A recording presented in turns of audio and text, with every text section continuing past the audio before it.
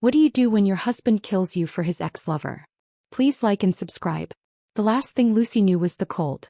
It seeped up from the asphalt, a brutal chill that stole the warmth from her broken body. Rain, fine and icy, needled her face. The world was a smear of gray twilight, the headlights of the car that had struck her casting two hazy pillars into the gloom. And in the space between them stood Liam, her husband. His arm was slung possessively around the waist of his ex-lover, Serena. Lucy tried to speak, to scream, but only a wet, gurgling breath escaped her lips. Her body was a prison of shattered bones and ruptured flesh. "See, my love." Liam's voice was calm, conversational, as if discussing the weather. He looked down at Lucy, his eyes, once so warm, now held nothing but pragmatic ice. "I told you it would be quick. I don't want anyone seeing Serena as a husband snatcher. So untidy. No, it's better for everyone if my wife simply dies." Oh. The denial was a silent scream that tore through her soul. After all the love, the affection, the picnics in their private meadow, the way he'd nuzzle the freckles on her nose, the whispered promises under the full moon. It had all been a lie. A beautiful, agonizing lie.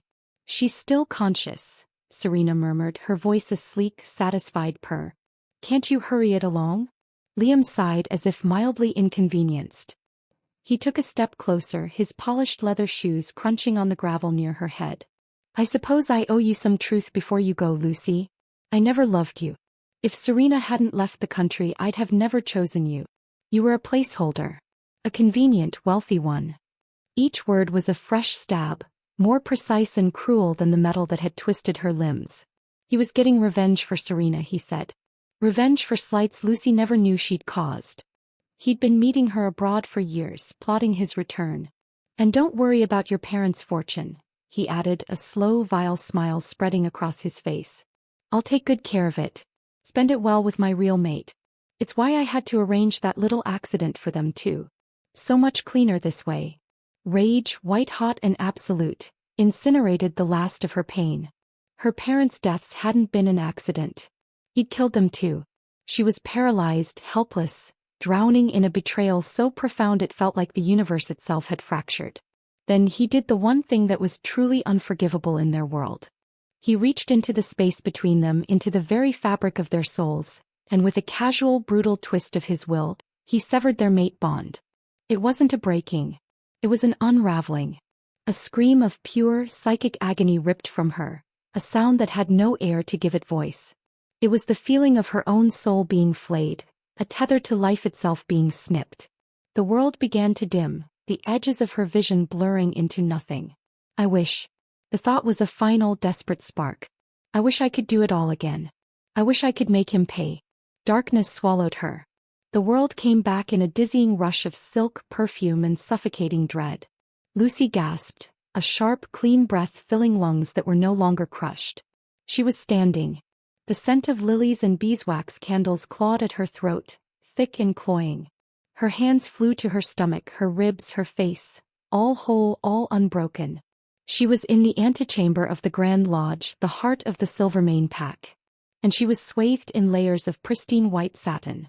A stranger stared back from a gilded mirror. A young woman in her early 20s with a fair, delicate complexion dusted with faint freckles across her nose. Long, intricate white braids were coiled like a crown atop her head. Pale blue eyes, wide with shock and a dawning, horrific recognition, met her own. It was her. On her wedding day. Oh, hippie. The memory of the severing, a ghost limb of agony, twitched in her soul. The cold rain, Liam's smile, Serena's smirk. The confession. Her parents. Her parents. The door creaked open. "Lucy? The guests are all seated. The moon priestess is ready." It was Alara, her assistant, her face a mask of gentle concern. "But Liam isn't here. No one can find him." Hearing that name was a spike of pure adrenaline laced with venom. Liam. Her murderer. Her almost husband. Can't cancel the wedding, the thought came, a ghost of her old, obedient self. A scandal would ruin the pack. Ruin mother and father. But then she saw them, just a glimpse through the doorway. Her mother, resplendent in her ceremonial robes, her father, his alpha stature proud and strong. Alive. They were breathing, living, alive. a sob of pure, unadulterated joy tangled with a scream of rage in her chest. The wish. Her wish had been granted. Never again. He would not touch them. He would not touch her. He would pay. For everything. He's not coming, Lucy said, her voice surprisingly steady, a stark contrast to the tempest within. She met Alara's worried gaze in the mirror, her pale blue eyes now burning with a cold, new fire. What? What do you mean? The ceremony is in 10 minutes. Make sure of it, Lucy commanded, the authority in her tone unfamiliar even to her own ears. I don't care how. Use every resource. 'Cause a gridlock on the mountain pass. A rock slide. A staged border skirmish with a rival clan. Something. He must not reach this lodge. Alara, bless her loyal heart, didn't question the strange ferocity. She simply nodded, a glint of steely resolve in her own eyes, and slipped out to make the call. Alone again, Lucy's composure cracked. She paced the room, the heavy wedding gown feeling like a shroud. She needed a plan, a new groom, and she needed one now. The pack elders would never accept an alpha's daughter left at the altar. Her family's standing would crumble, leaving them vulnerable to the very wolves like Liam who sought to usurp them. His absence was a weapon, but only if she could wield it. Driven by a frantic clawing need for air, for the wildness that always soothed her inner wolf, she shoved open the heavy oak door and stumbled onto a secluded stone balcony overlooking the dense, ancient woods. And she slammed into a wall of solid, sun-warmed muscle. A shockwave, primal and electric, jolted through her. The scent of pine, wild rain, and pure, untamed male filled her senses, obliterating the cloying sweetness of the lilies. She stumbled back, her heart seizing for an entirely new reason. He was there, leaning against the balustrade as if he owned the very shadows he stood in. Asher. Liam's rival. The lone alpha who challenged Liam's authority at every council meeting. In her past life, she'd dismissed him as a feral, uncouth shadow at the edges of her polished world. He'd occasionally growled that Liam didn't deserve her, words she'd brushed off as petty envy. Now she understood they had been a warning. 'Cause he was wild. A young alpha in his mid-20s with a tousled, unruly mane of golden blonde hair that begged for a hand to fist in it. His eyes, a stormy, intense gray, pinned her where she stood, stripping away the wedding gown, the pretense, the lifetime of lies, seeing straight down to the raw, reborn core of her. He wore a simple dark leather vest thrown open over a bare, powerfully sculpted chest, a blatant rejection of formal pack decorum.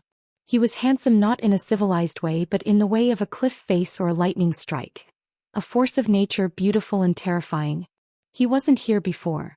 I never noticed him. Or did he not come last time? Lost little bride?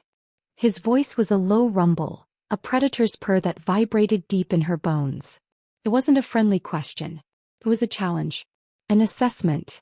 Her own inner wolf, a creature she'd been taught to suppress, stirred for the first time, pressing against the confines of her skin. Prey, it whispered, but the meaning was twisted. She was the prey that had just spotted a larger, more dangerous predator, one that could perhaps be turned against the jackal that hunted her. Before she could form a thought, a flustered pack elder hurried onto the balcony. Lucille.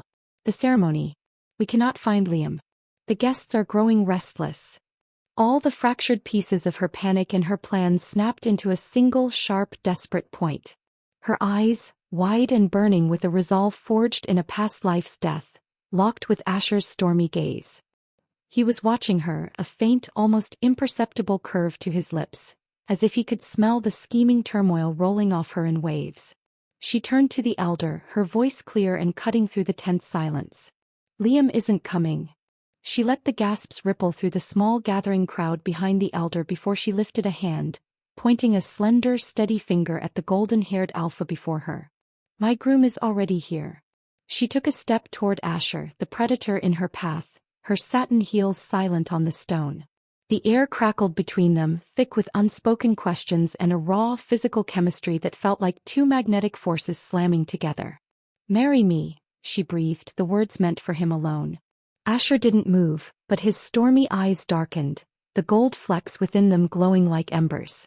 The intensity of his focus was a physical weight. Why? He growled, the single word laden with 1,000 suspicions. Lucy didn't flinch.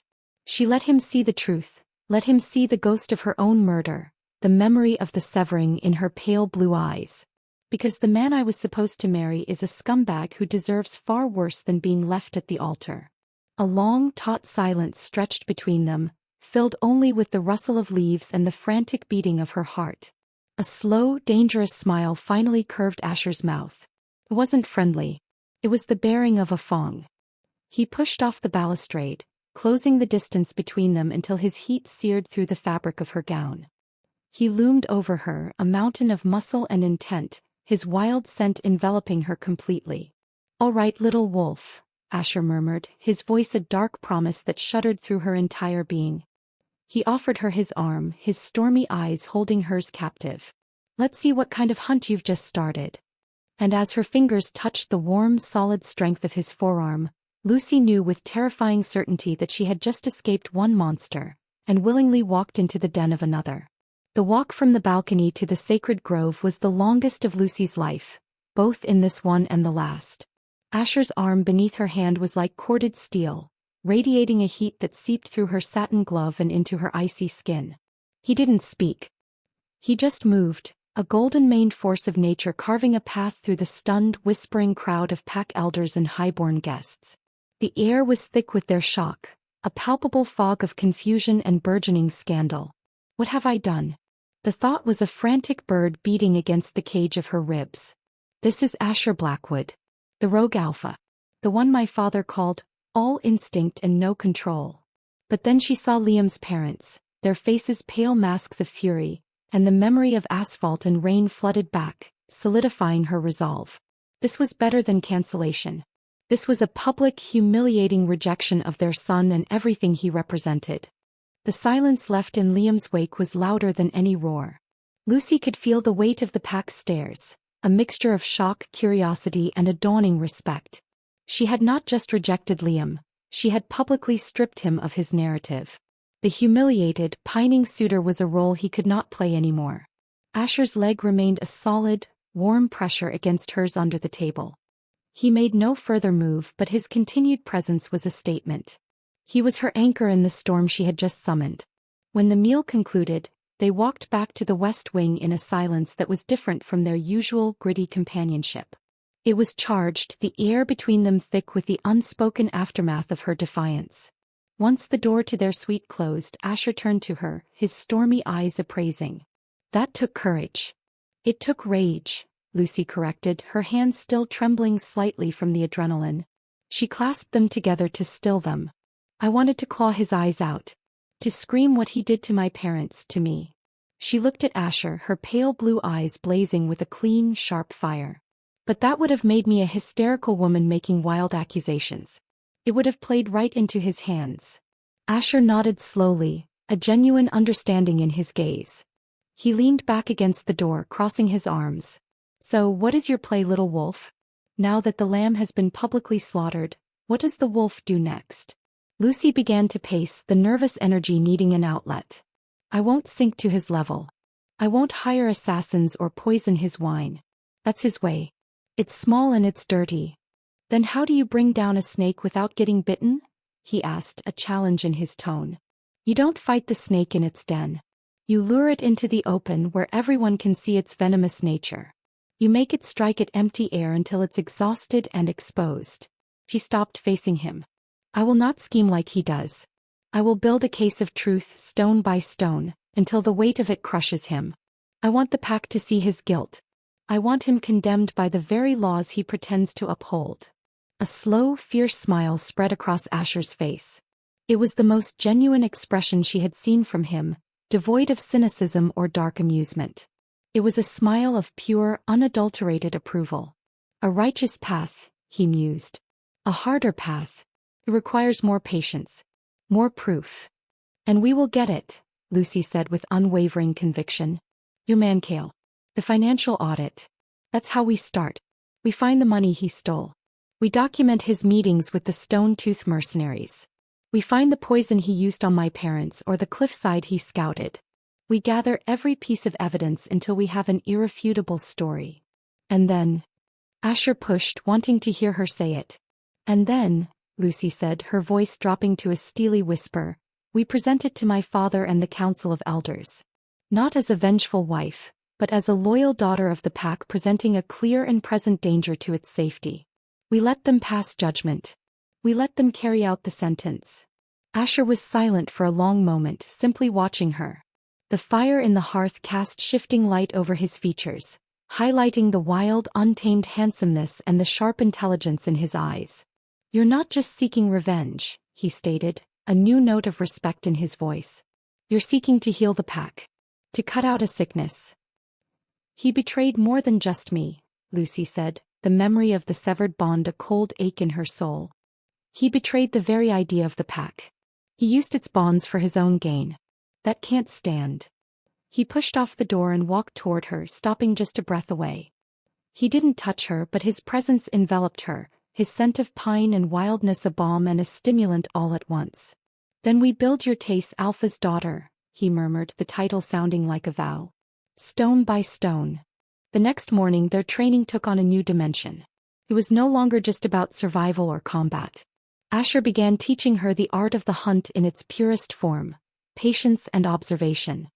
He had her lie for hours in a blind of ferns, watching a deer trail, learning its patterns, understanding that the kill was only the final swift moment in a long silent campaign.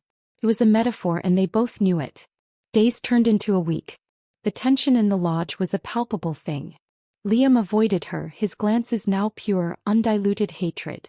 But Lucy felt a strange sense of peace settle over her. Her path was clear.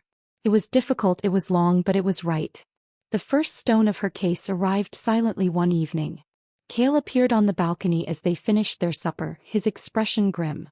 "The traitor from the Stone-Tooth clan," Cale reported without preamble. "He was hired for a specific job. To create a rock slide on the Blackridge Cliffs path, timed for the next full moon when the Alpha and his mate are scheduled to travel." Lucy's blood ran cold then hot. It was confirmation. A plan for murder laid out in chilling detail. "Do we have proof?" Asher asked, his voice a low growl. "The traitor is persuasive. For the right incentive he will testify and provide the written contract. It bears Liam's seal." Lucy closed her eyes, breathing through the surge of fury. This was it. The first, solid, undeniable piece. "Secure him. Secure the contract," Asher ordered, and Cale vanished. Lucy opened her eyes, meeting Asher's gaze. The predator in him was close to the surface, ready to be unleashed. "One stone," she whispered. Asher's nod was slow and deliberate. "The foundation is laid. The next one will be heavier." And Lucy knew he was right. The financial records would show the theft. That would be the stone that proved his greed. And somewhere there had to be evidence of her own murder. The first one. The car, the severing of the bond. She didn't know how to find it yet, but she would. She was no longer just a woman wronged. She was a force of justice, and her hunt had truly begun. Her father, Kalen, met her eyes as they approached the flower-strewn archway where the moon priestess waited, her own expression unreadable. His gaze, the same pale blue as her own, flickered from her face to Asher's, then to their joined arms. She saw the questions, the concern, but beneath it a flicker of intrigue. "The chosen pair approaches," the moon priestess announced, her voice melodic but edged with confusion. The ceremony script was crumbling before it began. Asher stopped at the appointed spot, his presence so large it seemed to shrink the sacred space. He finally looked down at her, his stormy eyes glinting with a dark amusement. "Having second thoughts?" he murmured, his voice so low only she could hear. "No," Lucy lied, her voice barely a whisper. The priestess, to her credit, adapted. "We are here to witness the bonding of two souls under the lunar gaze. Lucille, daughter of Kalen, do you come here of your own free will to pledge yourself to this male?" Every instinct screamed no. This was a transaction, a desperate gambit. But she lifted her chin, her white braids catching the dappled sunlight. "I do." The priestess turned to Asher. "Asher, son of a lone path," she stumbled, a testament to his outsider status. "Do you come here of your own free will to pledge yourself to this female?" The pause that followed was agonizing. Lucy could feel the weight of his gaze, could smell the wild, untamed scent of him, pine and damp earth and something uniquely, dangerously Asher. He was evaluating her, weighing her worth, her motives. "I do," he said, the words a low, resonant growl that held no tenderness, only a stark, undeniable finality. There was no exchange of rings, no soft kisses. The priestess, looking profoundly unsettled, invoked the moon goddess's blessing upon their union. The words felt hollow, a mockery of the sacred bond Liam had so casually severed in another life. As the final prayer was spoken, a strange, tense energy crackled between them. It wasn't the warm, golden thread of a true mate bond forming. It was something else. A sharp, electric snap like two live wires touching, dangerous and unpredictable. A collective held breath released from the crowd. It was done. The reception that followed was a study in surreal tension. Lucy stood beside Asher at the head of the great hall, a crystal flute of champagne cold and forgotten in her hand. He didn't touch her, but his presence was a constant, overwhelming force at her side. He spoke little, his stormy eyes scanning the room like a wolf assessing a new territory. His responses to well-wishers and subtle insults alike were curt, gruff grunts. Her father approached, his expression guarded. "Lucy. A word." He drew her aside, his voice low. "Daughter, what is the meaning of this? Where is Liam?" This was the moment. She couldn't tell him the truth, he'd never believe her. But she could plant the seed. "He wasn't coming, father," she said, meeting his gaze squarely. "He abandoned me. At the altar. Asher. Prevented a greater disgrace." "And you believe a Blackwood is the lesser disgrace?" Kaelin's voice was weary. "His pack is scattered, his methods are brutal. He has no allies." "He has us now," Lucy countered, the words tasting strange. "And sometimes, father, to fight a cunning enemy, you need a brutal ally." Kaelin studied her, his eyes seeing a new hardness in her that hadn't been there that morning. He sighed, a heavy, burdened sound. "I hope you know what you are doing, little wolf. You have just brought a storm into our house." As he moved away, a new presence filled the space he vacated. "Asher. Your father fears me," he stated, not a question. "He's cautious," Lucy corrected, turning to face him. The top of her head barely reached his chin.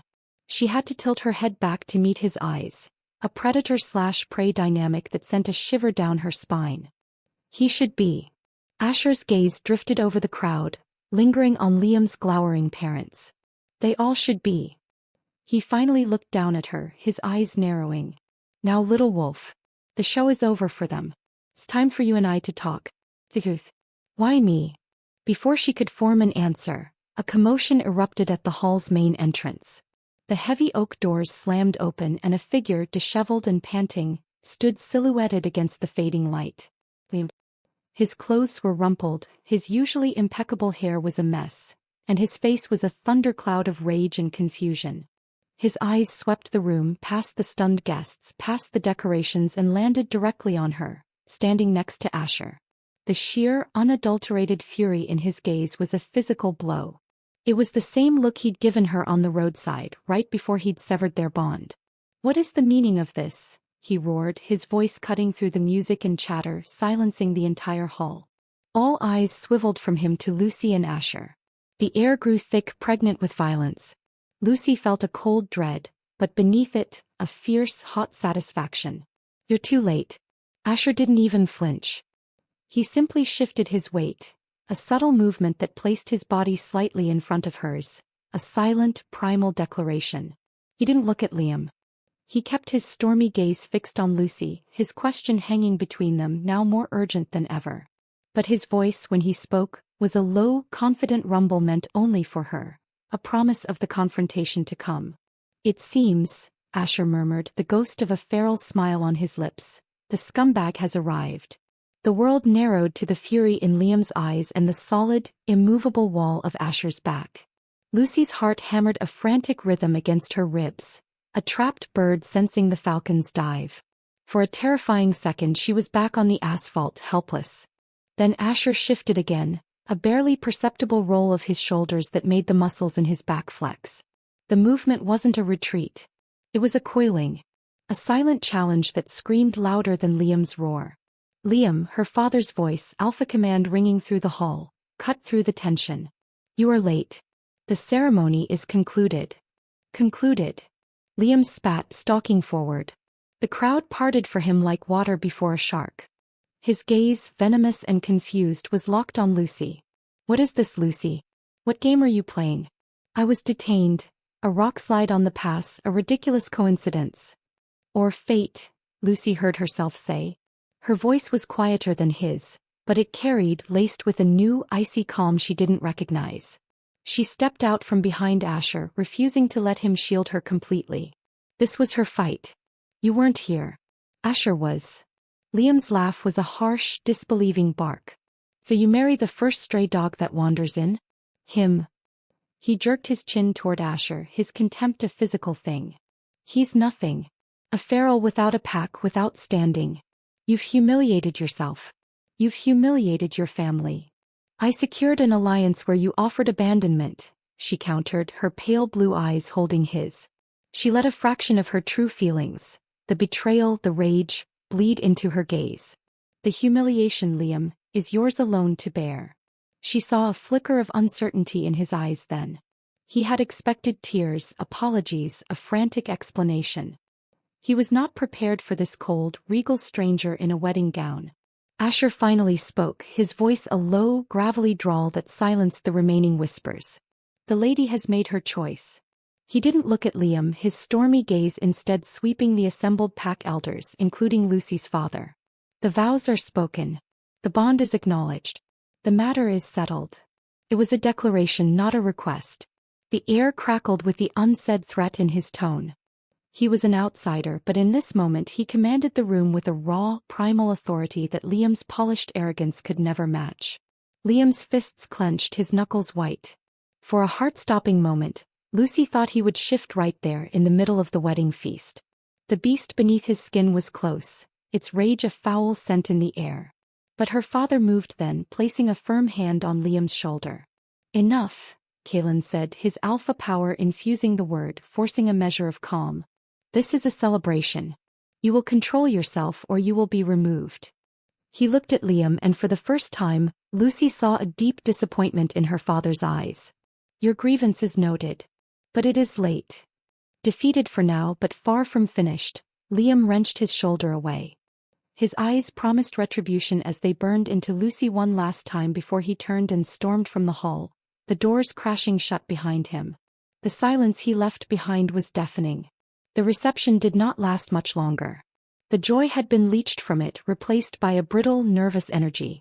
Soon Lucy found herself standing not in her childhood bedroom, but at the threshold of a private suite in the lodge's west wing, the rooms traditionally prepared for a newly bonded pair.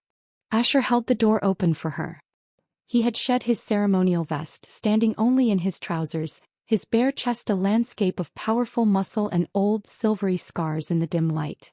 The predator-slash-prey dynamic was no longer a metaphor. It was a palpable energy in the small, firelit space. He closed the door, the click of the latch final. The sounds of the retreating guests vanished, leaving only the crackle of the hearth.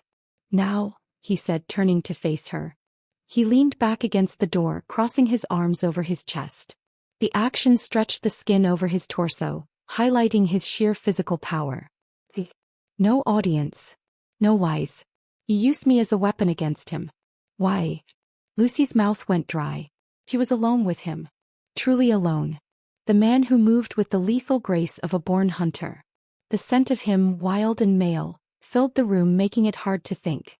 I told you, she said, her voice steadier than she felt. He's a scumbag. There are scumbags in every pack. You don't marry their rivals to spite them. His stormy eyes were relentless, seeing through her. You looked at me on that balcony not like a savior but like a tool. A dangerous one. You knew exactly what you were grabbing. Why? He pushed off the door and took a single step toward her. It wasn't aggressive, but it shrunk the room exponentially. Her heart thudded. Pray. Her inner wolf stirred, not in fear but in a strange, thrilling recognition of a dominant force.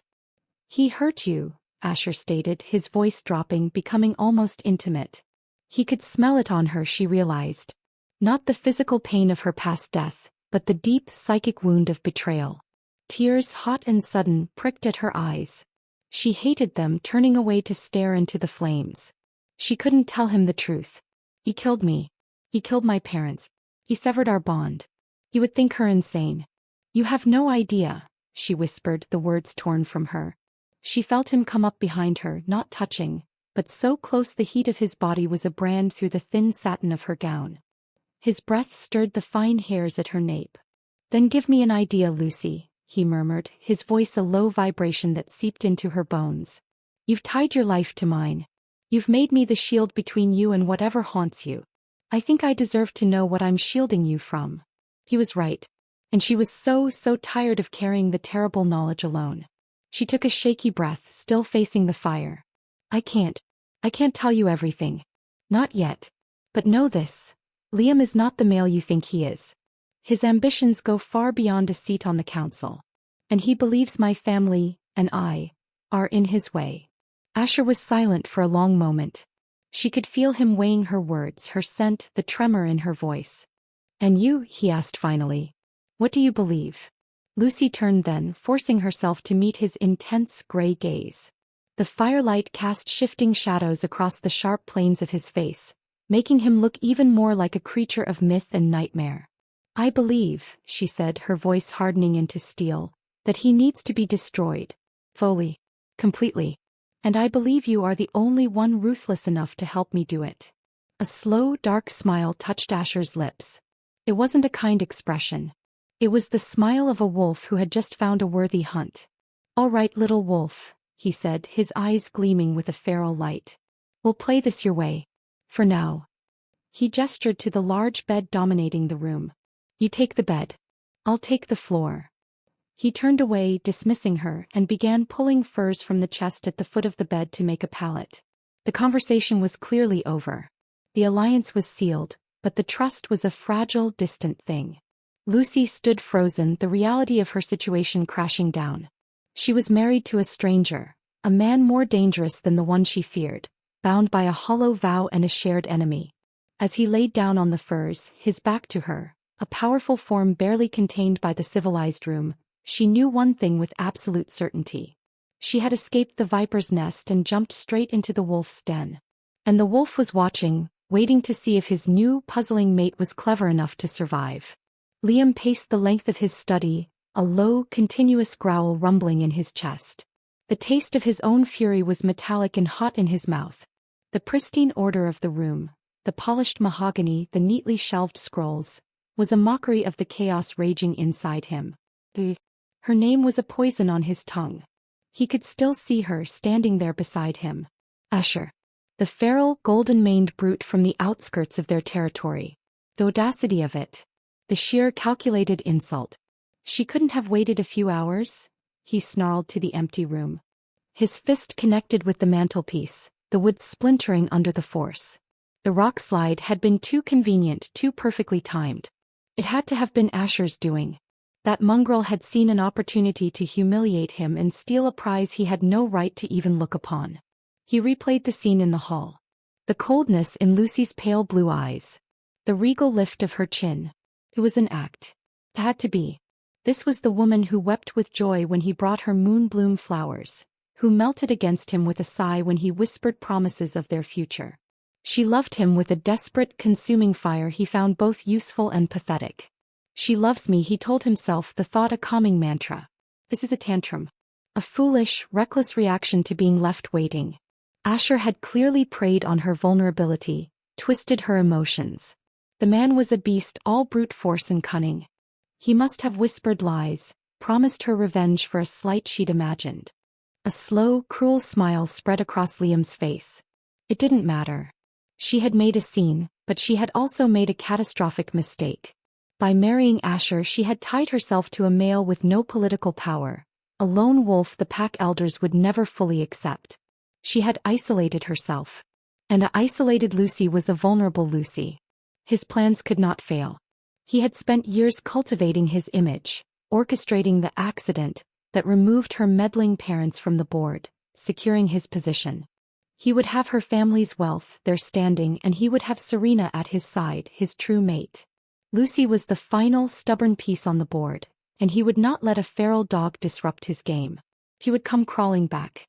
He would remind her of his touch, his words, the life he had promised. He would make her see that this rebellion was a fleeting madness. And when she was back in his arms, weeping and apologetic, he would forgive her. Publicly, of course. Then he would deal with Asher Blackwood. Permanently. The thought soothed him. He poured a glass of amber liquor, the plan solidifying in his mind. He would give her a day or two to feel the consequences of her choice, to see the scorn she would face from the pack. Then he would find her. Alone. "You'll see, my love," he murmured to the fire, his smile widening. "You always come back to me." The West Wing suite felt less like a bridal chamber and more like a cage. A gilded one, but a cage nonetheless. Lucy stood by the window, watching the moon rise over the forest, its silver light a cold comfort. She could feel Asher's presence in the room behind her as acutely as if he were touching her. He had been silent since dawn, moving with a predator's quiet grace. He'd left at first light and returned with the scent of the forest clinging to him, damp earth and wild things. He dropped a dead hare by the hearth for the kitchen staff to find later, a silent primal provision that spoke volumes about his nature. "He'll come for you," Asher said suddenly, his voice cutting through the silence. He was sharpening a long, wicked-looking knife on a whetstone, the rhythmic scrape a gritty counterpoint to the elegant surroundings. Lucy didn't turn. "I know.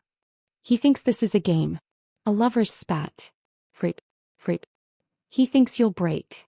I know that too." The scraping stopped. She felt him come to stand behind her, not as close as last night, but enough that her skin prickled with awareness. "What will you do when he tries to sweet-talk you?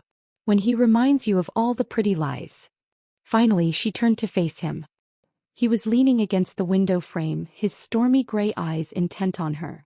He had washed, his golden hair damp and even more unruly, and he'd found a clean dark tunic that did little to conceal the powerful build beneath.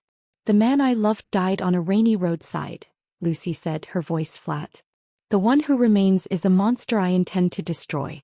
There is nothing he can say to me." Asher's gaze searched her face, looking for any crack in her armor. Love can make fools of the strongest wills. A spark of anger ignited in her chest. "Do not presume to know my will, Asher. You have no idea what I've endured." A flicker of something, respect, crossed his features. "No. I don't." He pushed off the wall, the movement fluid and powerful. "But I will. Today we begin." "Begin what?" "Your education." He gestured with the knife toward the door. "If you're going to hunt a wolf, little wolf, you need to stop thinking like a lamb. You know courtly manners and how to braid your hair for a festival. I doubt you know how to track, how to fight, or how to kill." Her breath caught. He was right. In her past life she had been sheltered, prized for her bloodline and her beauty, not her strength. Her knowledge was a weapon, but it was a hidden one. She had no physical power. "You'll teach me?" she asked, skepticism warring with a desperate hope. "I'll try," he grunted, a cynical twist to his mouth. "If you can keep up. We start in the woods. Now." He didn't wait for her agreement. He simply turned and walked out, expecting her to follow.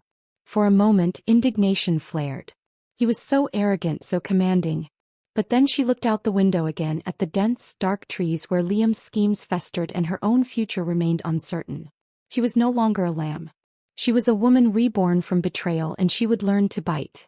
Pulling a simple woolen cloak over her dress, Lucy squared her shoulders and followed the wolf into his territory. The hunt, it seemed, was beginning sooner than she'd thought.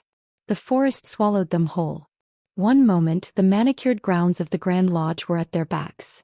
The next they were enveloped in the deep, silent twilight of the ancient woods. The air changed, becoming thick with the scent of decaying leaves, damp moss, and the raw, wild energy that Asher seemed to wear like a second skin. Lucy's satin slippers, still on her feet from the rushed departure, were immediately soaked, the delicate fabric offering no protection against the cold, wet earth. Asher moved ahead of her, a shadow among shadows. He didn't look back, his pace relentless, his footsteps making no sound. Branches that she had to duck or push aside seemed to part for him willingly. "This is a test," she realized, her breath already coming in short pants. "And I'm failing." "Wait," she called out, her voice swallowed by the dense foliage. He stopped, turning slowly. His stormy eyes assessed her, from the hopeless slippers to the impractical gown and cloak. A look of pure disdain crossed his features. "The woods don't wait, Lucy. Your enemy won't." Frustration boiled over. "I didn't choose to come out here dressed for a picnic. You gave me no time." "Time is a luxury you don't have," he stated, his voice flat. "Liam is already plotting." He's not sitting in his study weeping. He's calculating his next move. While you're worrying about your hems, he's planning how to break you and reclaim what he sees as his property. The word, property, struck a nerve, a sharp, painful echo of his words on the roadside. A convenient, wealthy placeholder. She straightened, pushing a stray white braid from her face. Then stop wasting time judging my shoes and teach me something useful. A flicker of surprise, then a grudging approval lit his eyes. He closed the distance between them in 2 long strides. First lesson. Awareness. He stood so close she could see the individual gold flecks in his gray irises. Stop seeing the forest as a painting. See it as a map. A weapon. A hiding place. Listen. Lucy forced herself to still her breathing, to push aside her irritation. She listened. Beyond the thud of her own heart, she began to hear it. The scuttle of a beetle under bark, the distant call of a hawk, the sigh of the wind through the pine needles.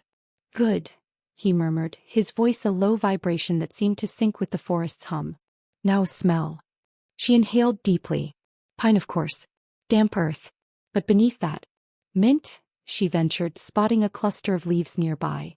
Wolf's bane, he corrected sharply, pointing to a different, innocuous-looking plant with a dark stem. Smell the slight bitterness? One scratch and your muscles lock, your heart slows. Deadly. That, he nodded toward the mint, is safe. Lesson, know the difference. Your life depends on it. The grim reality of his teaching settled over her. This wasn't a game.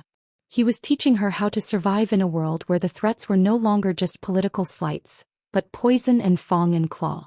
For the next hour he led her deeper, his lessons brutal and efficient. He showed her how to break a fall without breaking a bone, using the soft loam of the forest floor. He demonstrated how to hold a branch not like a lady holding a fan, but like a weapon aiming for the eyes or the throat.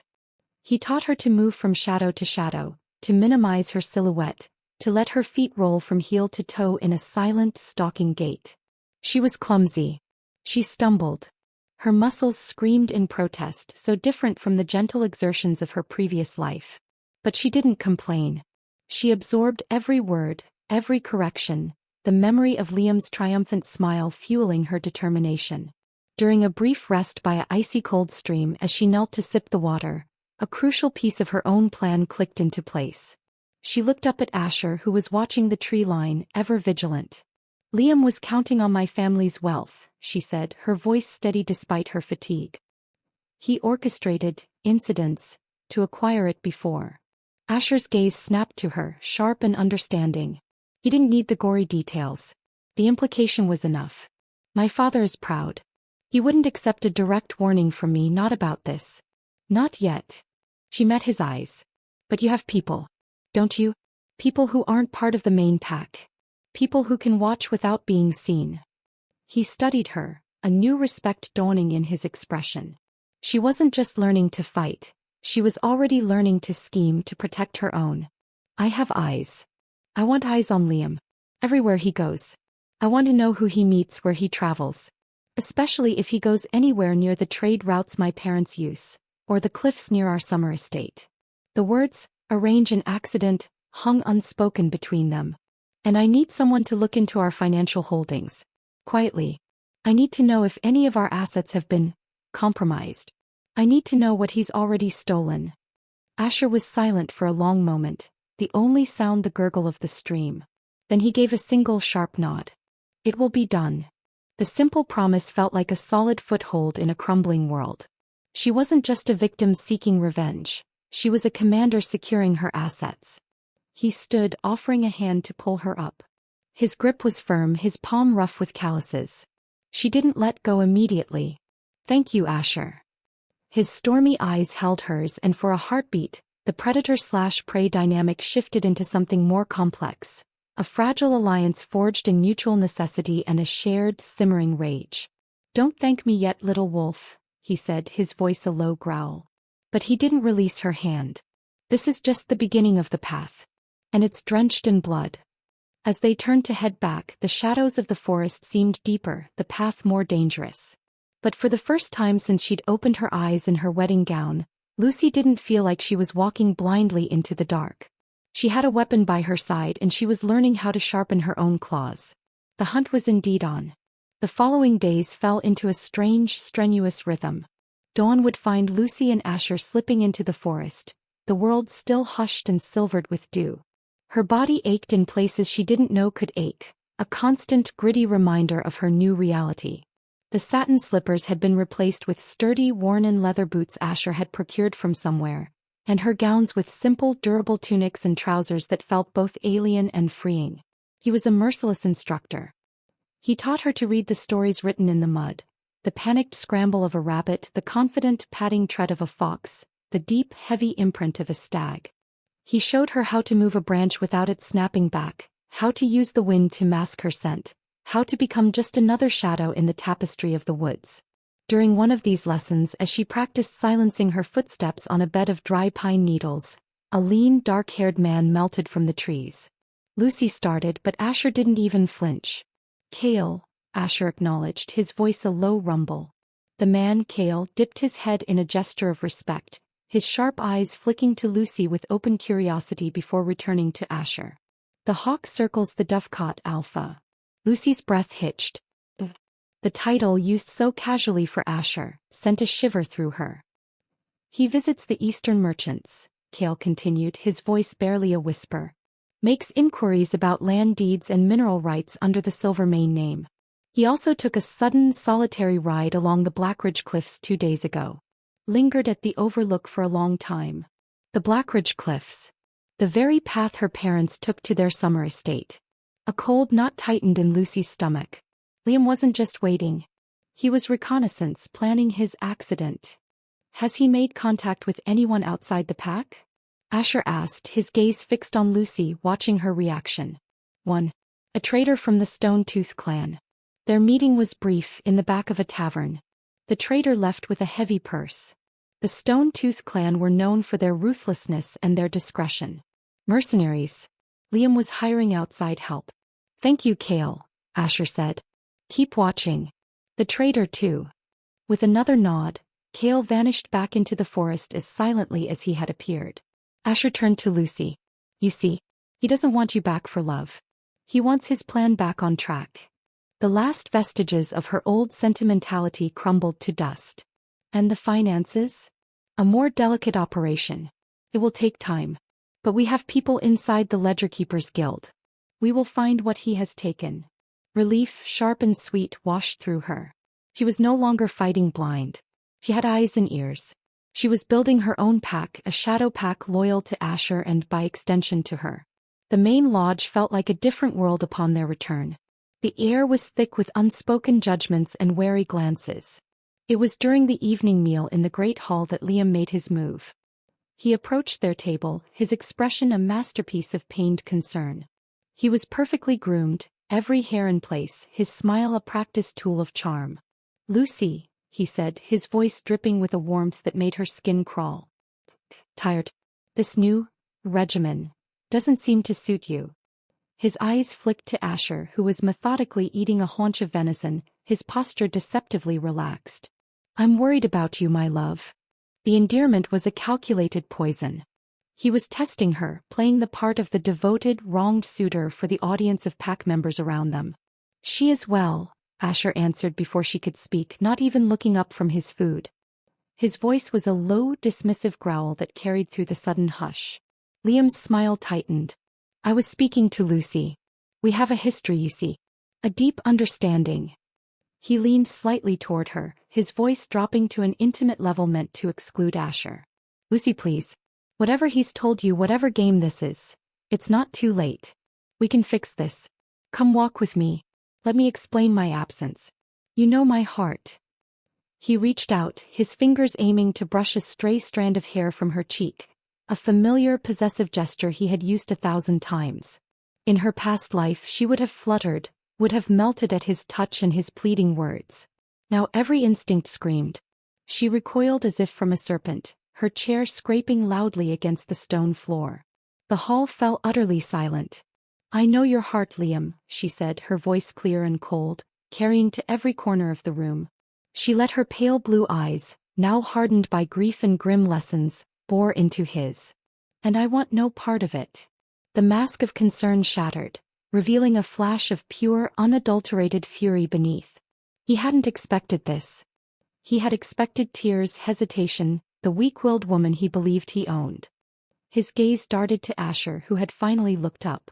Asher wasn't smiling, but his stormy eyes held a dark, triumphant gleam. He slowly placed his knife on the table, the metallic clink sounding like a thunderclap in the silence. Liam took a step back, his composure cracking. He saw it then, not a temporary rift but a fundamental shift.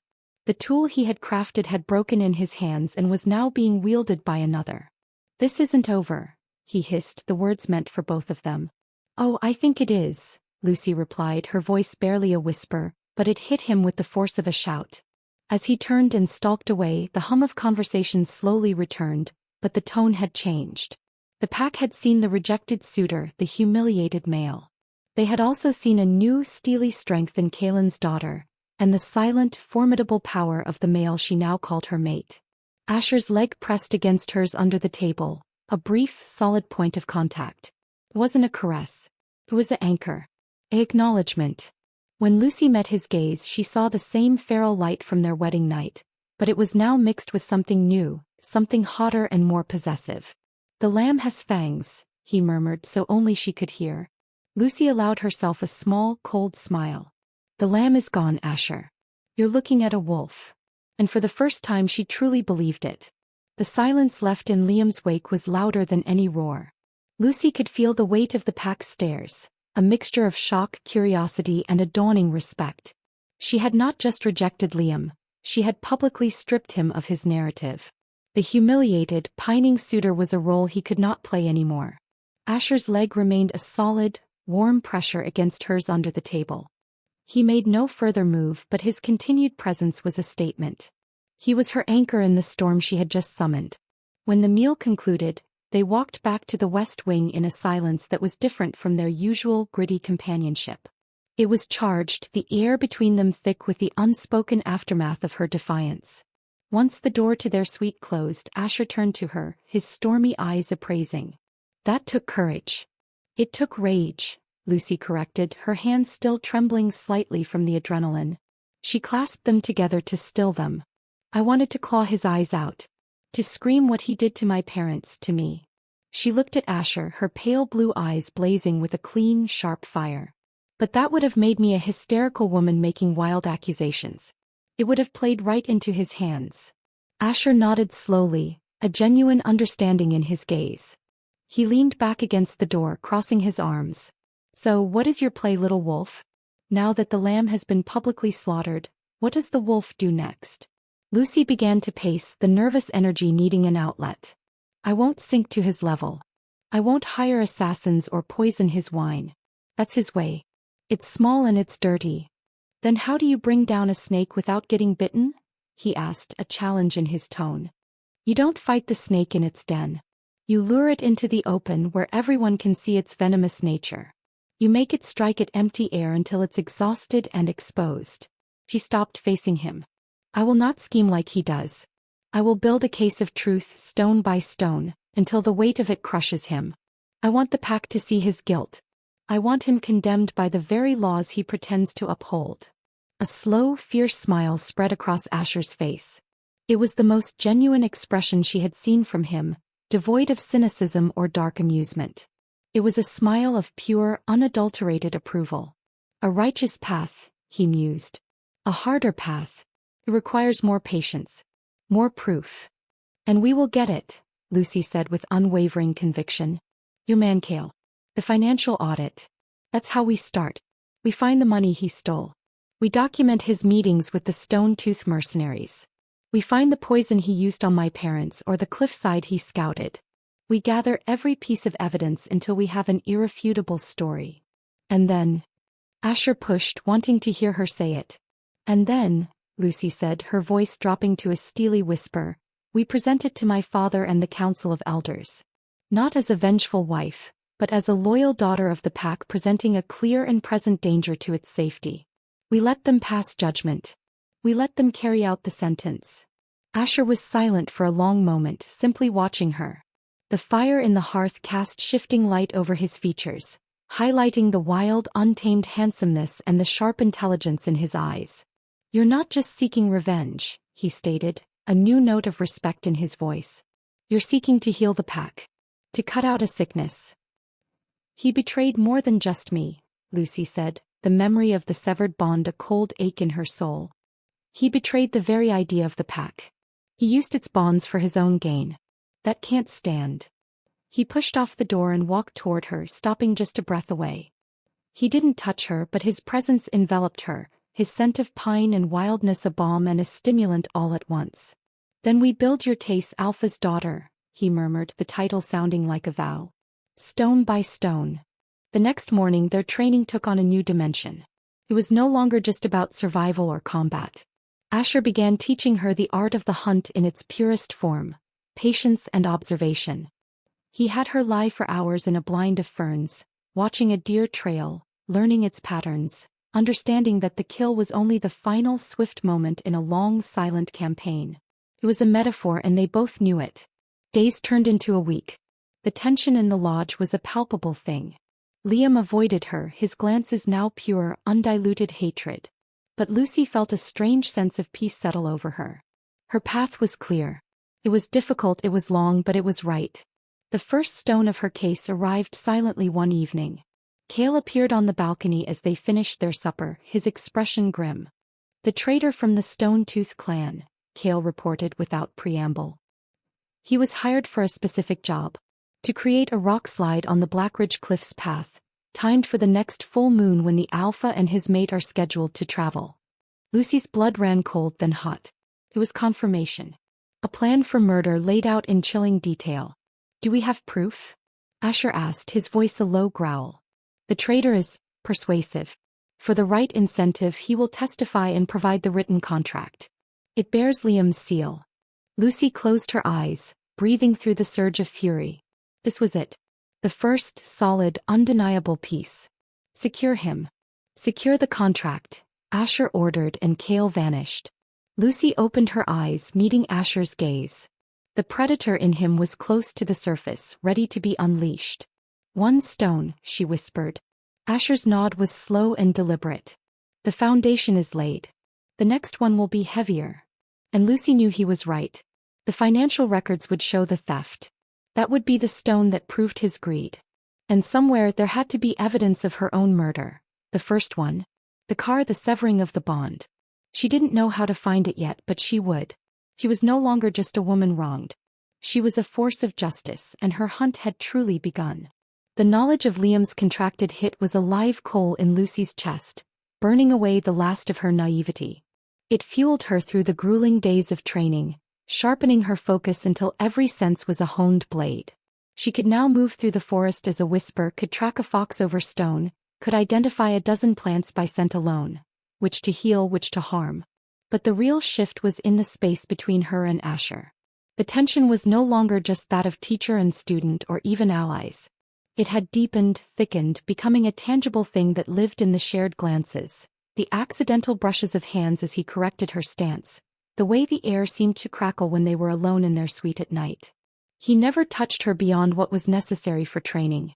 Yet his presence was a constant, physical awareness that hummed under her skin. She found herself memorizing the landscape of his body, the scar that cut through his left eyebrow, the way the cords of his neck tightened when he was listening intently, the shift of muscle under sun-kissed skin when he demonstrated a takedown. One afternoon he pushed her harder than ever before, a relentless drill of evasion and counterattack.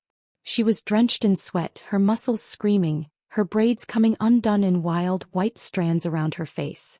Finally, he had her pinned against the broad trunk of an ancient oak, his body caging hers, one hand immobilizing her wrists above her head. "Now," he growled, his breath hot against her ear, his chest heaving against her back. "Get free." She struggled, using every leverage point he'd taught her, but he was immovable, a wall of solid muscle and will. Her own wolf, the creature she was still learning to understand, didn't rear in panic. Instead, it pressed against her skin, not in fear, but in a strange, thrilling recognition of his dominance. A low, frustrated sound escaped her throat, part exertion, part something else entirely. His body went still. His grip on her wrists loosened just a fraction. Lucy froze, every nerve ending alight. She could feel the hard plane of his stomach against her spine, the powerful line of his thighs bracketing hers. The scent of him, sweat, pine and pure untamed male, was overwhelming. It was the smell of the forest, of freedom, of a strength that could protect or devour. He slowly released her wrists, but he didn't move away. His hands came to rest on the tree trunk on either side of her, boxing her in. She could feel the heat radiating from him, a furnace in the cool forest air. Slowly, heart hammering against her ribs like a trapped bird, she turned within the circle of his arms to face him. His stormy eyes were dark, the gray almost black with an intensity that stole her breath. They dropped to her lips, then back to her eyes. The predator was there, but it was held in check by a question. This was the precipice. The line between their strategic alliance and something infinitely more personal and dangerous. Lucy's gaze didn't waver. She saw the wildness in him, the raw power that had terrified her just weeks ago. Now it called to the wildness he was nurturing in her. This wasn't Liam polished lies. This was brutal, honest tension. It was real. She lifted her chin, a silent answer to his unspoken question. A low rumble started in Asher's chest, a sound that was more beast than man.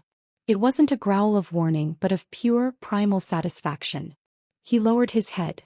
The first brush of his lips against hers was not gentle. It was a claiming, a testing. It was like being touched by lightning, a jolt of pure, undiluted sensation that arced through her entire body, burning away thought, leaving only feeling. Her hands, freed, came up to clutch at the hard muscles of his arms, not to push him away but to anchor herself. The kiss deepened, turning from a question into a desperate, hungry answer. It was all the unsaid things. The shared rage, the grim partnership, the fierce, protective loyalty that had grown between them. His tongue swept into her mouth and she met it with her own, a duel of equals. He tasted of the wild, of the cold stream water, of something dark and sweet she couldn't name. One of his hands left the tree and tangled in the unraveled white silk of her hair, tilting her head back to deepen the angle. The other splayed against the small of her back, pressing her flush against him until not a sliver of air remained between them. She could feel the frantic beat of his heart against her own, a wild, syncopated rhythm. It was Asher who broke the kiss, pulling back just enough to rest his forehead against hers. His breath was ragged, his body tense as if he were holding himself back by a thread. "Lucy," he breathed, her name a raw sound of need and warning. She could only look at him, her lips swollen, her pale blue eyes wide and dazed. The chemistry that had been simmering between them had finally boiled over, and the landscape of their relationship was forever changed. He didn't apologize. He didn't make pretty promises. He simply looked at her, his stormy eyes laying bare a possessiveness and a desire that mirrored the chaotic, thrilling turmoil inside her. Slowly he straightened, putting a few inches of charged space between them. The forest sounds rushed back in, the birds, the wind, the distant creek. "We should get back," he said, his voice gravelly and rough. Lucy simply nodded, her own voice lost to her. As they walked back to the lodge, the silence between them was no longer that of allies or teacher and student. It was the thick, heavy, knowing silence of two predators who had just recognized each other as mates. The revenge was still coming. The stones of Liam's downfall were being gathered.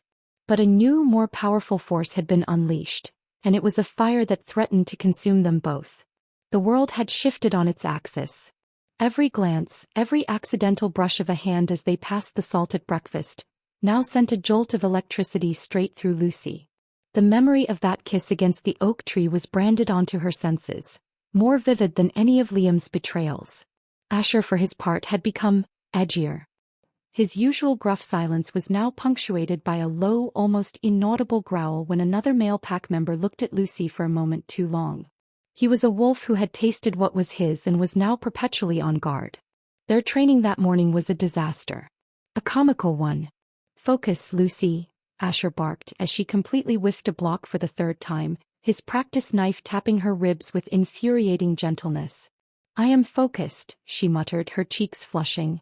She was, in fact, entirely focused on the way the morning sun caught the golden stubble along his jawline. He sighed, a sound of profound exasperation. "You're focusing on the wrong thing. Your enemy isn't my face. You have no idea, she thought, ducking under his next swing and nearly tripping over a root. He reached out to steady her, his large hand wrapping around her bicep. The contact was like a spark to tinder. She yelped, and he jerked his hand back as if burned, a faint flush creeping up his own neck. Enough, he declared, throwing the practice knife down in the dirt. We're getting nowhere. Let's work on tracking. This at least was safer. She had to keep her nose to the ground, literally. He had her follow a trail he'd laid, a broken twig here, a scuff mark there. She was so intent on the signs that she didn't notice he'd led her straight to a patch of thick, thorny brambles until it was too late. She pushed through, only to let out a sharp cry as her sleeve snagged, the thorns digging in and holding her fast. Damn it, she hissed, tugging futilely. Asher was at her side in an instant. Stop struggling. You'll just tear it. His voice was gruff, but his hands were surprisingly gentle as he examined the predicament. Her arm was trapped at an awkward angle, the delicate fabric of her tunic thoroughly snagged. He tried to carefully work the thorns loose, his brow furrowed in concentration. But his hands, so adept at breaking bones and wielding knives, were hopelessly clumsy with the delicate task. A thorn pricked his thumb and he cursed, sucking on the bead of blood. Just rip it, Lucy said, exasperated and embarrassed. No, he grunted. It's your favorite. She blinked. He'd noticed. It was a simple blue tunic, but it was soft and she wore it often. He went back to work, his massive frame hunched over the tiny, treacherous brambles, his expression one of intense, comical frustration, as if he were trying to disarm a complex trap and not free a piece of cloth. He looked so out of his element, this primal, powerful alpha being bested by a shrub. A giggle bubbled up in Lucy's throat. She tried to stifle it, but it escaped as a snort. Asher's head snapped up, his stormy eyes narrowing. What? You, she laughed, the sound feeling strange and wonderful after so long.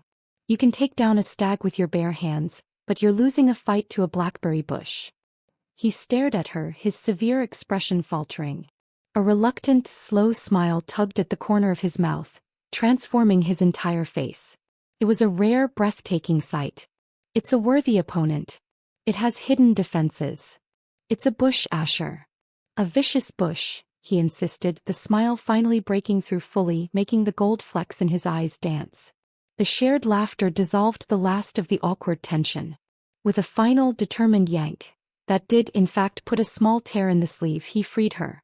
There, he said, looking immensely pleased with himself. My hero, Lucy deadpanned, rubbing her arm. Rescued from the clutches of the deadly foliage. He chuckled, a low, rich sound that vibrated through her. You're welcome. He reached out, his fingers gently brushing the torn fabric. The humor faded, replaced by that intense, smoldering look from the forest. I'll get you a new one. Don't bother, she said, her voice softer now. I like this one. His gaze dropped to her lips and the air grew thick again. The comedy had been a brief, sweet respite, but the underlying current between them was too powerful to ignore for long. He leaned in and her breath hitched. This time it wasn't a sudden, desperate collision. It was slow, intentional. His lips were a breath away from hers when a loud, cheerful voice cut through the clearing. There you two are. Kaelin is looking for you. Wants to discuss the... They sprang apart like guilty teenagers. Elara stood at the edge of the clearing, her eyes wide, trying and failing to hide a knowing, delighted smile. Asher cleared his throat, the formidable alpha once again. We're coming. As Elara turned to lead the way, she shot a wink back at Lucy. Asher fell into step beside Lucy, his shoulder brushing hers. He kept his eyes forward, but his voice was a low, intimate rumble meant only for her. Later, he promised. And as they walked back to face the serious business of pack politics and revenge, Lucy's heart felt lighter than it had in 2 lifetimes. She had a deadly enemy, a perilous path ahead, but she also had a fierce protector, a budding partner, and the hilarious, heart-stopping beginning of something that felt an awful lot like love. The brief, sun-drenched comedy in the woods felt like a dream as Lucy and Asher entered the lodge's council chamber. The air here was heavy with the scent of old wood, polished stone, and the weight of generations. Her father, Kaelin, sat at the head of a massive crescent-shaped table of obsidian, flanked by the pack's 5 elders. Their faces were a mosaic of wisdom, suspicion, and weathered strength. Liam was already there, standing to the side. He looked every bit the wronged loyal son, his expression one of pained concern. The sight of him made Lucy's skin crawl, but she kept her face a calm mask, her back straight. "Father." "Elders," she greeted, her voice clear. Asher stood just behind her right shoulder, a silent, formidable presence. He didn't speak, but his mere existence in this space, a challenge to the established order, was a statement in itself. "Lucy," Kaelin began, his tone carefully neutral. "Liam has brought concerns to the council. He claims his absence from the bonding ceremony was due to foul play, and that your subsequent union with Asher Blackwood was coerced or born of a temporary hysteria." Lucy felt a cold fury, but she channeled it into icy calm. She looked directly at Liam. "Is that what you believe, Liam? That I am so weak-willed that I would marry a man out of hysteria?"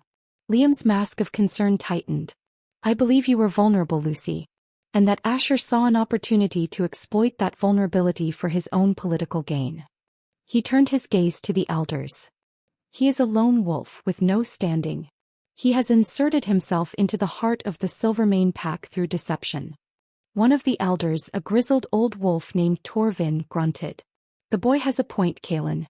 This Blackwood, his methods are not our ways." This was the moment. The first stone.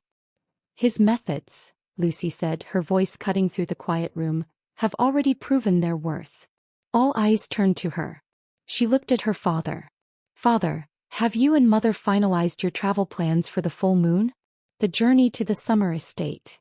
Kaelin frowned, surprised by the question. "We leave at dawn as always."